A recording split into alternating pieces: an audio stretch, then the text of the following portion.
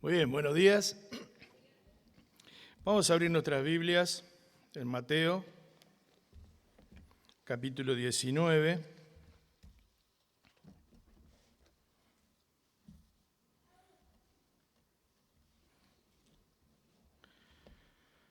Las canciones que veníamos cantando, sobre todo la anteúltima, hablaban en cuanto a entregarle todo al Señor, en cuanto a estar dedicados al Señor. Y es interesante este tema en la Biblia, ¿no? El tema de la consagración o el tema de realmente vivir para el Señor. El Señor en el Antiguo Testamento había colocado ofrendas, sacrificios, actividades, cosas que había que hacer y demandaba. Todo el libro de Levítico habla de la forma en la que se debía hacer, cómo se debía hacer, los sacrificios, las ofrendas, los animales que tenían que ser degollados, su sangre derramada allí. Pero luego, cuando vas a Isaías, el Señor, en un texto que parece contradecir todo lo que había demandado, dice: ¿para qué me sirve, dice Jehová, la multitud de vuestros sacrificios? Pero ¿cómo? ¿No es que Dios lo había demandado? Dice: hastiado estoy de holocaustos, de carneros y de cebo de animales gordos. No quiero sangre de bueyes, ni de ovejas, ni de machos cabríos. ¿Quién demanda esto de vuestras manos cuando venís a presentaros delante de mí para hollar mis atrios? No me tragáis más vana ofrenda. El incienso me es abominación, luna nueva y día de reposo. El convocar asambleas no lo puedo sufrir. Son iniquidad vuestras fiestas solemnes, vuestras lunas nuevas y vuestras fiestas solemnes, las tiene aborrecida mi alma. Me son gravosas, cansado estoy de soportarlas. Y así va diciendo un pasaje extremadamente duro, ¿no? Que Dios está hablándole al pueblo de Israel que cumplía con los sacrificios que Dios había demandado. Entonces, es como raro, ¿no es cierto? Porque ahí podría pararse uno y decir: pero si vos me mandaste a hacer todos estos sacrificios.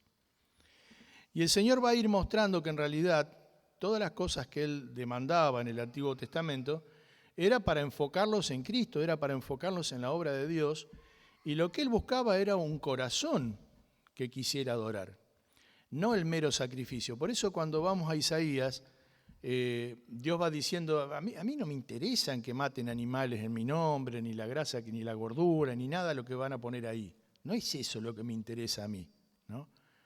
Llamando la atención en cuanto a que es el corazón lo que Dios busca.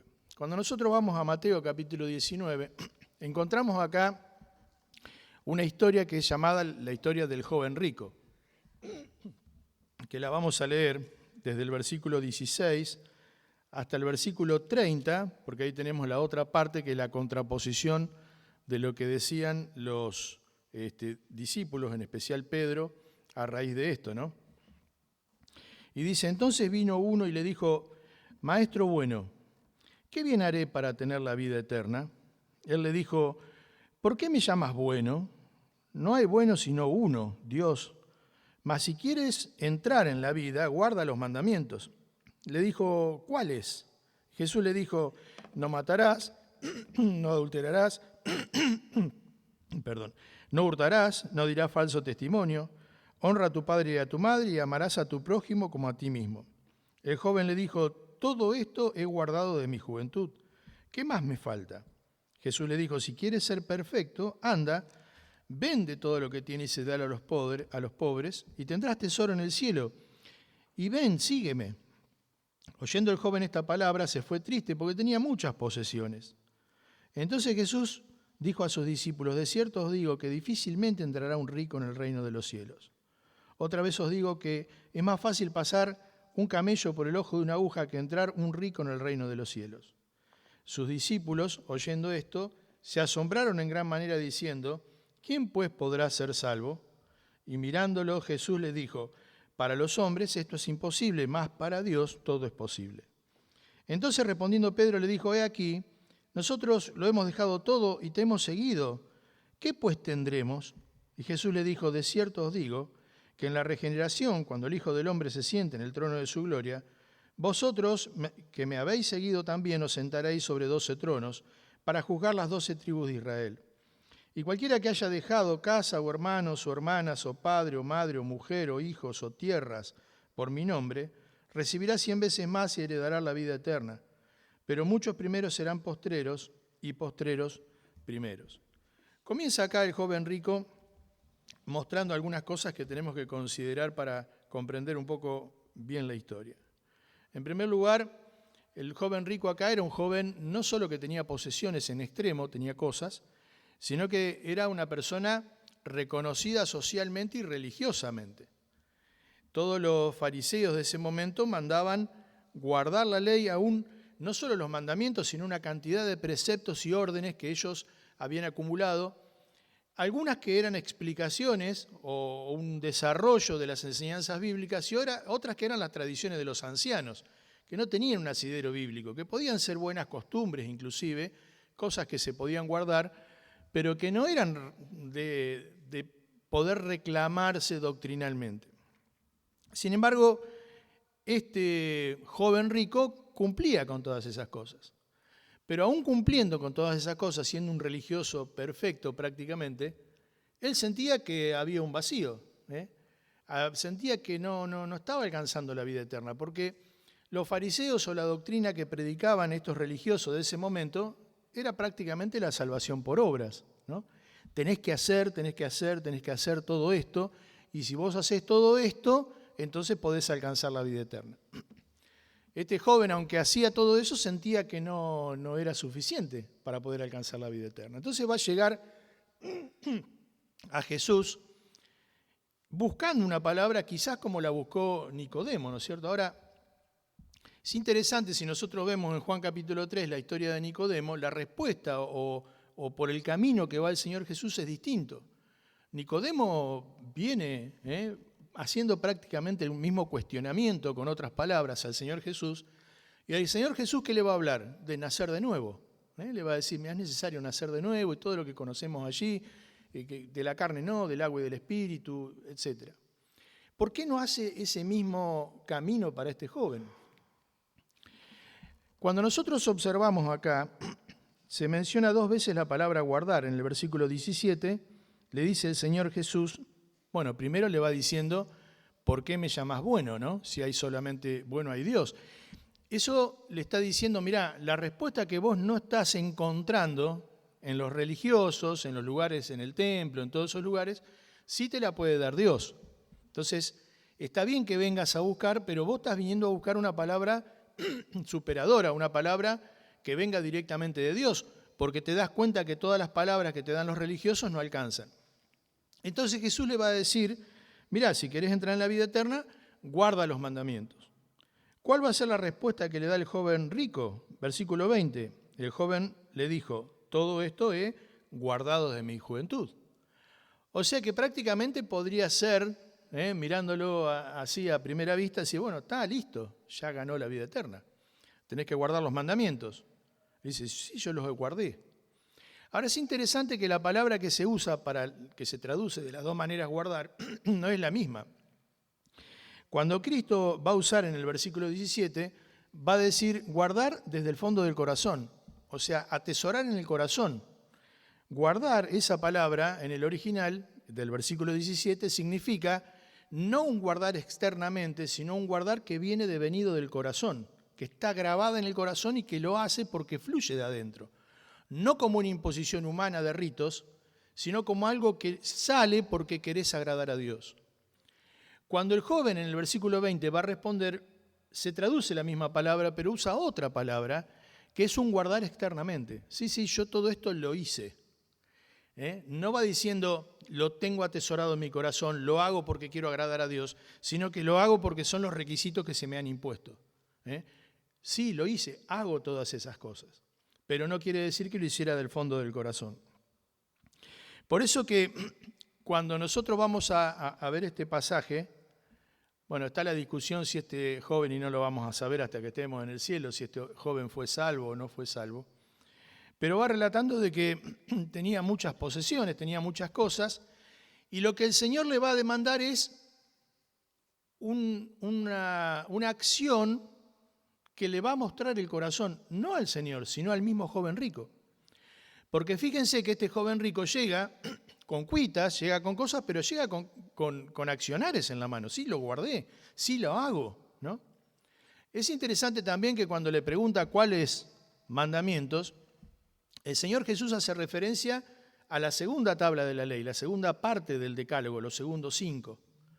Dice, pero no son más importantes los primeros, no, es que los segundos 5, los primeros son de decirlos, los segundos demuestran si lo que dijiste en los primeros es verdad.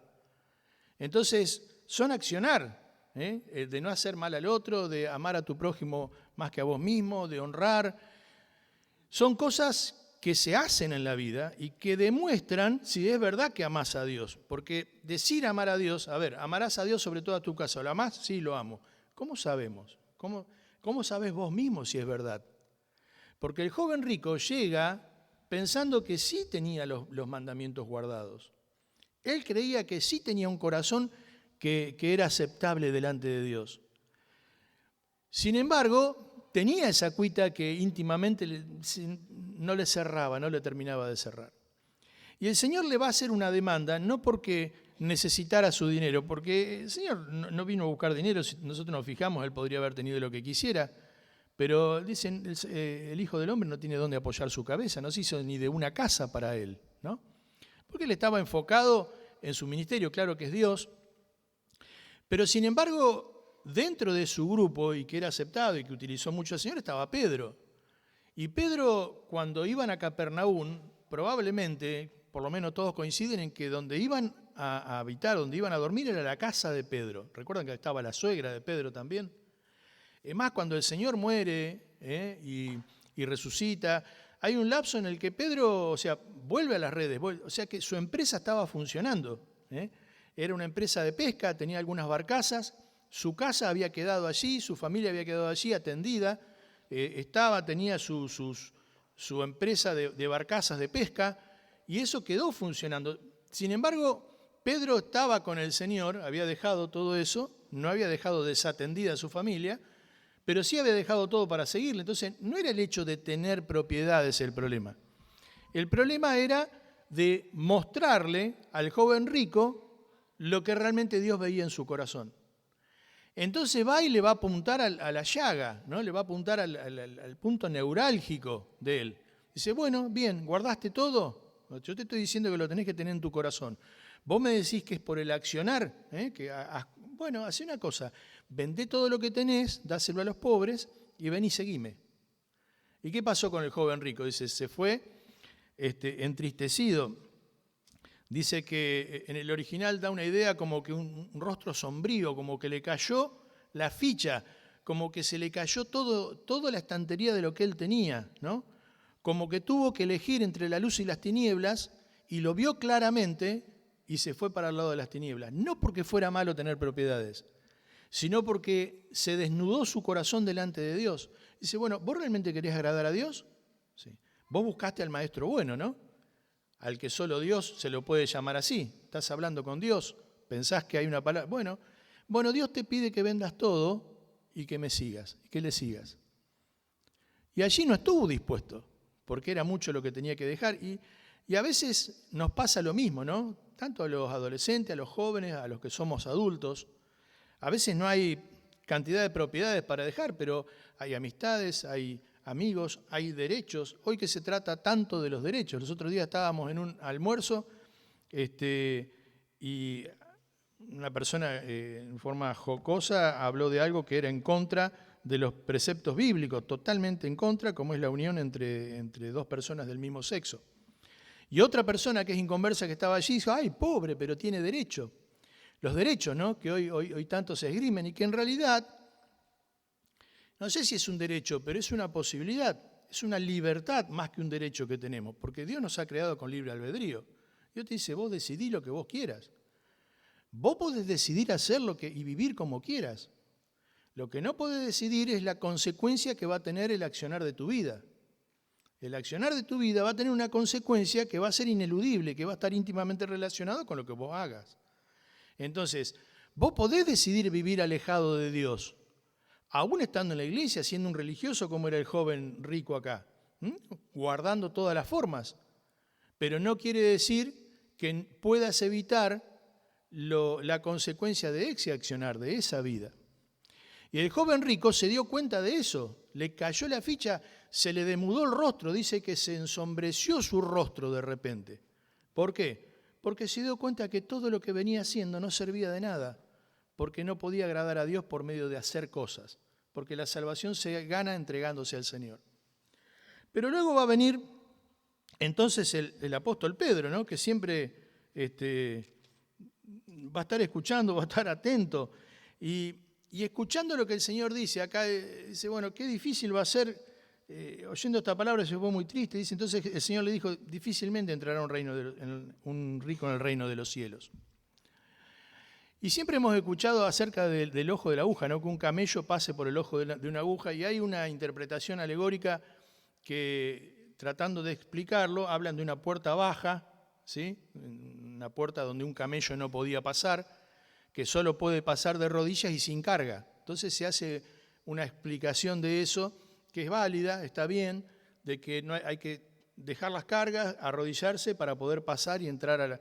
Sin embargo, hay algunos teólogos que no, que dicen, que me sorprendieron, porque dicen que no, que piensan que es el ojo de una aguja de coser, no la aguja de la puerta. Puede ser válido lo de la puerta. Pero se ajusta más a la aguja de coser porque, claro, no hay forma de hacer pasar un camello, que es el animal de carga más grande que ellos conocían, por el ojo de una aguja de coser. Por el ojo de una aguja de una puerta, sí, lo acondicionás y lo haces pasar. Pero por el ojo de una aguja de coser es una hipérbole que se llama, es algo tan alocado que se sabe que es imposible, no es algo que uno podría lograr. Entonces, como está haciendo referencia a la salvación, algunos se inclinan a pensar que realmente es el ojo de una aguja de coser, porque es algo que es imposible para el hombre. Por eso después aclara, dice, pero para Dios todo es posible, aún Dios podría hacer pasar eso. O sea, una hipérbole, algo tan magnificado de algo que es imposible, que nos muestra la imposibilidad del hombre de acceder a la salvación haciendo nada. No hay nada que el hombre pueda hacer. Si pudiera el hombre hacer algo, sería como lograr hacer pasar un camello por el ojo de una aguja de coser. Es una locura, parece un cuento de niños, nadie lo creería. Es algo demasiado exagerado para pensar aún como ejemplo. Bueno, de esa manera Dios ve la salvación del hombre. No, así como no podés ni siquiera pensar en ese ejemplo, tampoco podés pensar en que haya algo que puedas hacer para ganar la salvación. Pero para Dios todo es posible porque Cristo hizo de que nosotros podamos ser salvos cuando para el hombre no había forma de serlo. Pero luego entonces el apóstol Pedro le va a decir, bueno, pero y nosotros, mirá que nosotros sí dejamos todo. O sea, está buena la pregunta de Pedro, ¿no? Todo muy bien, mira, este no dejó nada, no quiso dejar, se fue, la pifió, la perdió, y nosotros sí dejamos, ¿no? Y vuelvo a decir, no quiere decir, acá en el caso de Pedro no es que vendió las cosas, sino que dejó su vida, dejó de centrarse en los negocios, de ser lo primero en el negocio para que sea lo primero Cristo, ¿no? Y sabemos la obra que el Señor ha hecho a través de la vida de Pedro, quien fuera el encargado de las dos primeras predicaciones donde se convirtieron 3.000 y 5.000 por lo menos, porque habla de hombres. Estás hablando de más de 10.000 personas que se convierten en dos predicaciones. Luego, cuando es el encargado de abrir el evangelio a los gentiles, predicándole al centurión, y después de comunicarlo a los apóstoles en Jerusalén, diciéndole, mirá, también el Espíritu Santo desciende sobre los gentiles. Ya no hay una pared intermedia, ya la salvación es para todos, no es para los judíos solamente. Nunca fue para los judíos solamente, ¿no?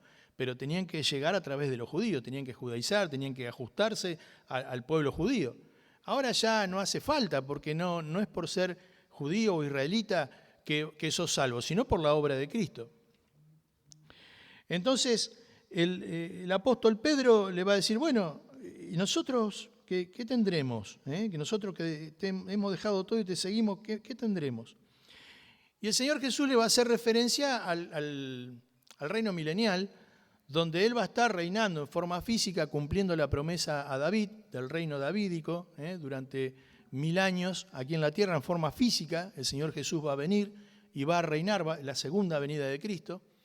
Y dice de que va a tener un lugar especial para los 12 apóstoles para reinar, para gobernar sobre el pueblo de Israel.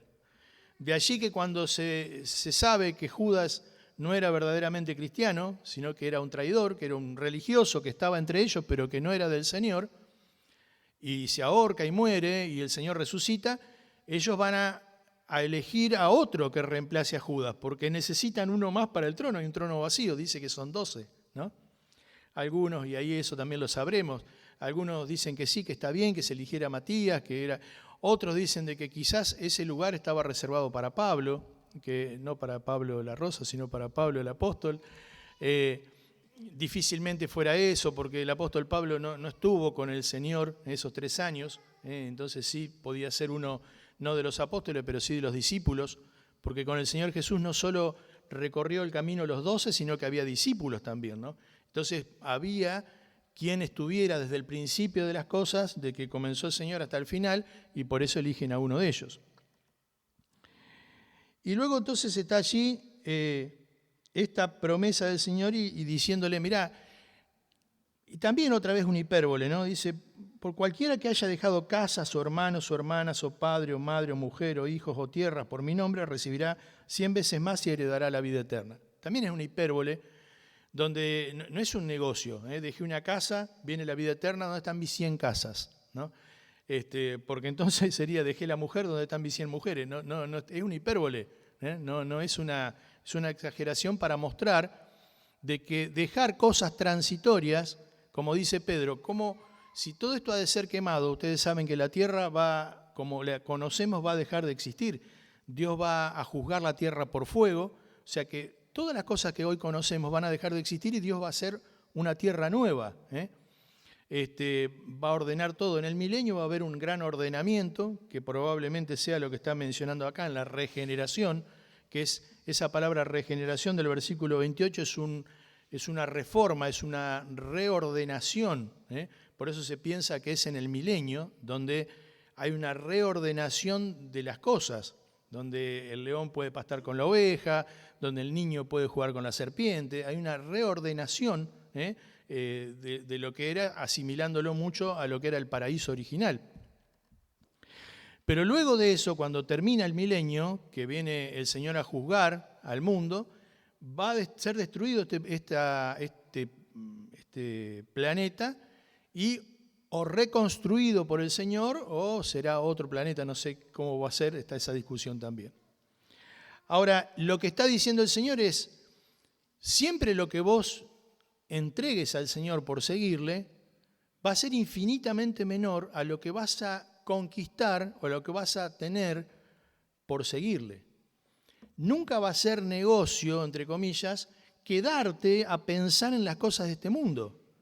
Sean en cosas físicas como propiedades, o sean amistades, o sea el derecho, entre comillas, o la libertad de hacer lo que quieras con tu vida. Porque el Señor realmente nos ha dado esa libertad, como les decía hoy, pero no vamos a poder eludir las consecuencias de esa libertad, consecuencias inmediatas, para bien o para mal, y consecuencias eternas. Porque aunque una persona sea salva, y la salvación no se pierde porque no depende de nosotros, porque la salvación viene de Cristo, Cristo la pagó, entonces no depende de que nosotros mantengamos la salvación. La salvación, una vez que la tenemos, es para siempre, porque es de Cristo que nos salva. Pero luego hay validez de las acciones y de las obras que hagamos para el Señor cuando estamos ya en el Señor. Y está el tribunal de Cristo, donde vamos a ser galardonados, galardones que tendremos por la eternidad. Porque cuando ustedes van a Apocalipsis, van a encontrar muchas veces a los hijos de Dios postrándose en adoración y poniendo sus coronas a los pies del Señor. No una vez que llegan, se postran, las dejan y terminó la cuestión y ahora estamos todos iguales. Estamos todos iguales porque estamos todos en el cielo, pero no van a estar todos iguales en la calidad de adoración que se puede dar. Y eso va a estar relacionado con la vida que hayamos llevado acá en la tierra. Algunos van a tener 5 coronas, otros 4, 3, 2, 1, y algunos dicen que van a ser salvos, aunque así como por fuego. O sea, algunos van a llegar al cielo, van a ser salvos, van a disfrutar de la presencia del Señor, pero no van a tener nada para ofrecerle. ¿Qué es eso que vamos a tener para ofrecerle o no? Bueno, cosas que tienen que ver con una vida entregada al Señor. Cosas que tienen que ver con dejar que el Señor haga a través nuestro. No hay coronas para venir a la iglesia. No hay una corona por venir a la iglesia. Hay coronas por el accionar que hacemos para el Señor o dejar que el Señor haga a través nuestro. Ya sea de un testimonio, una vida intachable, ya sea de predicar el Evangelio, ya sea de pastorear a los hermanos. Hay diferentes coronas que tienen que ver con las demandas de Dios reales para nuestra vida. No con estas cosas circunstanciales o religiosas que esgrimía el joven rico. No era venir a la iglesia, no era guardar las formas, era el corazón. Y eso es lo que dice el Señor, es el corazón lo que busco. Es cómo está realmente, porque venir a la iglesia, si tu corazón está apartado del Señor, no te va a producir nada. Sí te va a producir en el sentido de que, bueno, te expones a la palabra de Dios, le permitís a Dios que te hable, y eso quizás cale en tu vida y pueda reformar y transformar tu vida. Entonces es válido aunque tu corazón esté mal. Pero no vamos a poder llegar al cielo y decir, bueno, mirá, estuve en la iglesia aunque me lo tenía que aguantar a Gustavo diciendo lo que no me parecía correcto o lo que fuera, estuve. ¿Qué hay para mí? No hay nada. Me estás aguantando sin sentido. Lo que hay son coronas devenidas de otras cosas. Y tiene que ver entonces con la consagración. La consagración muchas veces se ha mencionado, sobre todo en nuestro ámbito, y algunos significados en cuanto a la consagración es, consagrar es apartar o dedicar algo como sagrado, reservado para propósitos santos. Esto es una definición del doctor Christofferson. Otra definición, ahí se me complicó acá, ahí está, dice es dedicar, ofrecer a Dios por culto o voto una persona o cosa. Consagrar es consagrar a Dios, ofrecer en culto una persona o cosa. O sea, podés ofrecer algo o podés ofrecerte a vos mismo. Otra definición es, tener una vida consagrada a Dios significa aferrarse y perseverar en Él. Y todas son definiciones de Google, ¿no? O de diferentes personas. Pero después hay una que dice la inteligencia artificial. Tengo un amigo que le encanta la inteligencia artificial. Y lo que hace la inteligencia artificial es unir todo lo que dicen todos y sacar una conclusión, ¿no? Funciona de otra forma. Y dice, una persona consagrada a Dios se caracteriza por tener un compromiso con Dios, vivir en obediencia a Él y confiar en sus promesas. No es un acto, un momento donde yo hago un acto de contrición y a partir de ahí estoy consagrado. Sí, hay una decisión de consagrarme, pero esa consagración es una consagración diaria, es una consagración que se tiene que sostener en el tiempo. Cada día yo voy decidiendo consagrarme a Dios, vivir para Dios. Y esa consagración, en primer lugar, demanda corazón, como dijimos recién. El guardar del versículo 17 no es el mismo que el guardar del versículo 20. Es guardar en el corazón los preceptos de Dios, hacerlos carne, hacerlos propios. Consagración demanda corazón, pero consagración demanda disposición, porque el Señor le dice, deja todo y seguime, mostrá tu corazón, y cuando te encontrás con Cristo, entonces realmente el Señor desnuda tu corazón. Yo los puedo caretear a ustedes me pueden caretear a mí, yo puedo dibujarla, ustedes también. No la podemos dibujar delante de Cristo. Este joven rico, para los religiosos del lugar, era un genio, estaba todo bien. Cuando se encuentra con Dios en esa intimidad, se cayó todo el andamiaje que tenía religioso. Porque delante de Dios está expuesto nuestro corazón. Pero no solo entonces consagración demanda corazón y demanda disposición, sino que demanda expectación o demanda un mirar para adelante, expectantes de lo que va a venir. El versículo 27 dice, bueno, nosotros te seguimos, ¿qué esperamos? ¿No? Y es interesante que todos estaban ocupados y tenían su lugar. El Señor no llamó a ningún vago dentro de los discípulos allí. Todos dejaron algo.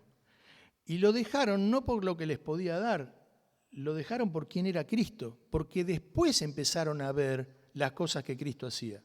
Después llegó una multitud de 5.000 que el Señor les llega a decir, ustedes me siguen porque les doy de comer. Pero eso se lo dijo a la multitud, no a los discípulos. Los discípulos lo seguían por quién era Él, por quién era Él. Luego el Señor Jesús varias veces les dice que moriría. Ellos al principio pensaron, bueno, va a reinar, es el Mesías, ahora empieza el reino de Dios. Pero el Señor Jesús le va a empezar a decir, mirá, es necesario que yo muera, yo voy a morir. Y ellos se resistían a entenderlo, pero lo escuchaban. Y era la oportunidad para irse. No es entonces lo que yo estoy esperando. Sin embargo, porque estar con Él cada vez les hacía ver la magnitud con el que estaban, sin terminar de comprender quién era Cristo, sin terminar de dimensionar que era Dios en persona, los hacía quedarse allí. Primera de Pedro, capítulo 1.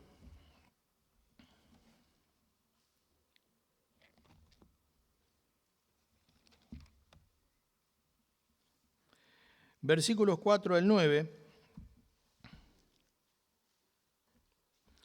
o comenzando del versículo 3, dice: Bendito el Dios y Padre de nuestro Señor Jesucristo, que según su grande misericordia nos hizo renacer para una esperanza viva por la resurrección de Jesucristo de los muertos, para una herencia incorruptible, incontaminada e inmarcesible, reservada en los cielos para vosotros, que sois guardados por el poder de Dios mediante la fe, para alcanzar la salvación que está preparada para ser manifestada en el tiempo postrero, en el cual vosotros os alegráis, aunque ahora por un poco de tiempo, si es necesario, tengáis que ser afligidos de diversas pruebas, para que sometida a prueba vuestra fe, mucho más preciosa que el oro, el cual, aunque perecedero se prueba con fuego, sea hallada en alabanza, gloria y honra cuando sea manifestado Jesucristo, a quien amáis sin haberle visto, en quien creyendo, aunque ahora no lo veáis, os alegráis con gozo inefable y glorioso, obteniendo el fin de vuestra fe, que es la salvación de vuestras almas. Acá nos muestra el proceso de la vida cristiana, ¿no? Que es la conversión, el crecimiento y luego la glorificación. La conversión está dado acá, bueno, nos hizo renacer para una esperanza viva. ¿Quién nos hizo renacer? Dios, Cristo. Nos dio una vida nueva. Pero luego habla del crecimiento, y del crecimiento, si ustedes se fijan, dice, viene de las pruebas, viene muchas veces de aflicciones, y que usa una palabra para esas pruebas, para esas aflicciones, para esas dificultades que podemos tener en la vida, que es, aunque sea necesario por un poco de tiempo. ¿Por qué son necesarias esas pruebas, esas dificultades? Para desnudar nuestro corazón y para hacernos crecer. Es el proceso de crecimiento. ¿Para lograr qué? Para lograr que cuando estemos delante de Dios haya un gozo inefable por la vida que hemos logrado vivir en el Señor. Aquel, le vuelvo a decir que, bueno, nada, es solo salvo, llega al cielo, pero así como por fuego. Está en el gozo del Señor, pero no tiene esas coronas que producen un gozo mayor de poder entregarle al Señor y poder glorificar al Señor por lo que Él hizo en su vida. Por eso dice acá de que sometida a prueba vuestra fe, mucho más preciosa que el oro, se prueba por fuego y sea hallada. ¿En qué momento va a ser hallada? Bueno, en el tribunal de Cristo. Sea hallada en alabanza, gloria y honra cuando sea manifestado Jesucristo. Cuando Cristo venga y examine tu fe con sus ojos de fuego, haya alabanza, gloria y honra por la vida que viviste. No por las cosas que se hicieron religiosamente, sino por el corazón que había dispuesto a soportar las aflicciones, las pruebas, y a soportar aún la prueba de la demanda de nuestra carne de satisfacerse a sí misma. Entonces, consagración demanda corazón, demanda disposición, pero también demanda de tener la vista puesta en lo que realmente es valedero, que es la eternidad. El proceso de la vida cristiana es la conversión, el crecimiento y la glorificación. Termino leyendo Proverbios capítulo 3, es un pasaje que leímos en la graduación, allí en la licenciatura.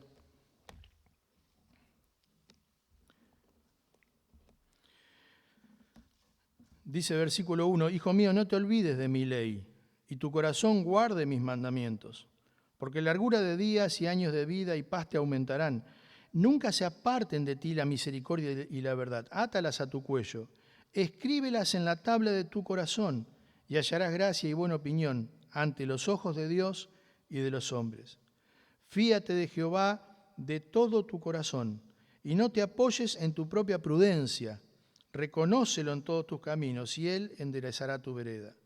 No seas sabio en tu propia opinión. Teme a Jehová y apartate del mal, porque será medicina a tu cuerpo y refrigerio para tus huesos. Y todo el capítulo, todo el Proverbios 3, sigue hablando en el mismo sentido. ¿Pero qué va hablando acá? Corazón. Un corazón real delante de Dios.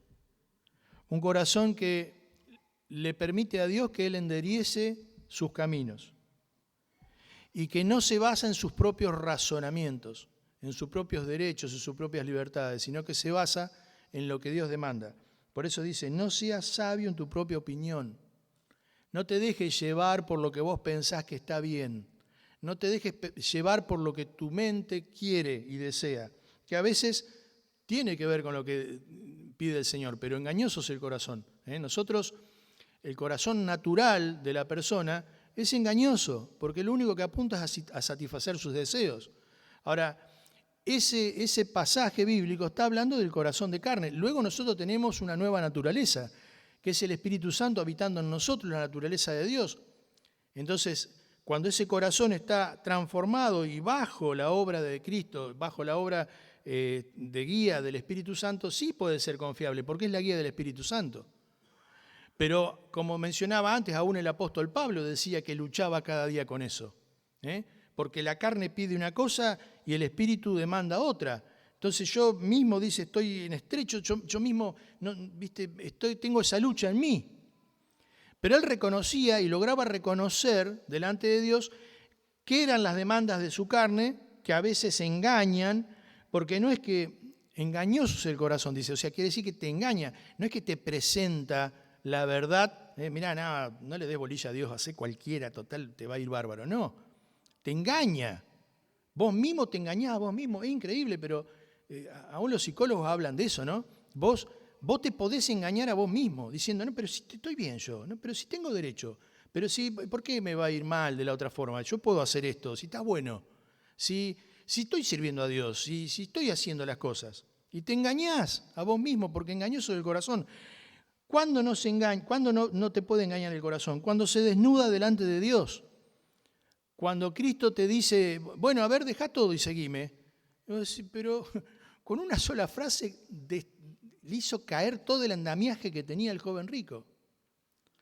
Y eso mismo puede suceder con nosotros cuando vamos genuinamente delante de Dios, no a pedirle que sea un apoyo de las decisiones que tomamos, sino para decirle, Señor, mostrame verdaderamente mi corazón, mostrame, Señor, dónde estoy, qué estoy haciendo, si es realmente tu guía o no. Y a la luz de la palabra de Dios y en oración, gastando tiempo, no en un devocional de 5 minutos que leo un pasaje y me voy corriendo y cumplí, sino tiempo que gasto delante de Dios en oración, en meditación, en ver los pasajes, permitir la guía del Señor, el Señor te muestra la realidad tuya. Me muestra mi realidad, me muestra mi corazón. Y me puedo dar cuenta si realmente es una vida religiosa o es una vida que es un corazón que quiere agradar a Dios. Dios no busca sacrificios, Dios busca corazón. Luego la vida, como dice Santiago, la vida de fe, la fe genuina, claro, se muestra en obras. Por eso la vida de los apóstoles se mostró en obras. Por eso la vida de un Pedro o de todos los apóstoles se mostró en seguirle, en pasar por las mismas vicisitudes, por las mismas necesidades que sufrió el Señor Jesús siendo el dueño de todo. ¿Por qué hacerlo? Bueno, porque había un corazón que quería seguir al Señor. Entonces, Santiago dice, muéstrame tu fe sin tus obras y yo te mostraré mi fe por mis obras. La verdadera fe produce obras, pero tener obras no quiere decir que tenés fe. Porque aún un ateo, una persona que no cree en Dios, puede ser moral, puede tener buenas obras, puede tener una vida impecable, mejor que la de algunos cristianos. Entonces, tener obras, tener una buena vida, no demuestra que tenés fe, pero si tenés fe, realmente fe, no una fe religiosa, sino una fe de corazón en el Señor, entonces vas a tener obras que glorifiquen a Dios. Dios busca corazones que le agraden, busca personas que estén entregadas a Él, busca disponer de todo lo que sos y lo que tenés. Y eso es lo que realmente será premiado y alabado y será lo que podemos tener como ganancia en el cielo. que no tengamos realmente una vida religiosa, sino que podamos tener una vida que agrada al Señor como Él realmente lo demanda. Vamos a orar. Señor, agradecidos estamos en esta mañana por tu palabra. Gracias, Señor, porque nos has puesto ejemplos tan claros, Señor, cosas tan concretas.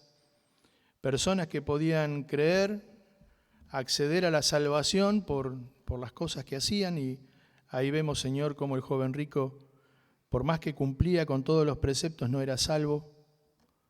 Porque, Señor, tú buscas el corazón quebrantado y no una vida religiosa que cumple con algunas cosas. Pero, Señor, también podemos ver la vida de consagración real, verdadera, que es estar dispuesto a seguirte y estar bajo tus órdenes y con todo lo que somos y tenemos a disposición, Señor, tuya, para que tú lo uses como dueño que eres de las cosas. Te reconocemos, Señor, como nuestro Salvador, como nuestro Señor, y que realmente podamos tener nuestro corazón desnudo delante tuyo, que nos muestre, Señor, lo que es real en nuestra vida, para que podamos o bien vernos incentivados a seguir, o bien vernos, Señor, incentivados a los cambios que necesitamos para aprovechar nuestra vida. Que podamos ver la eternidad como algo tan tangible como es, como algo cierto, verdadero, y podamos apuntar, Señor, a llegar allí agradándote y de una manera que pueda ser agradable ese momento frente a ti. En el nombre del Señor Jesús, amén.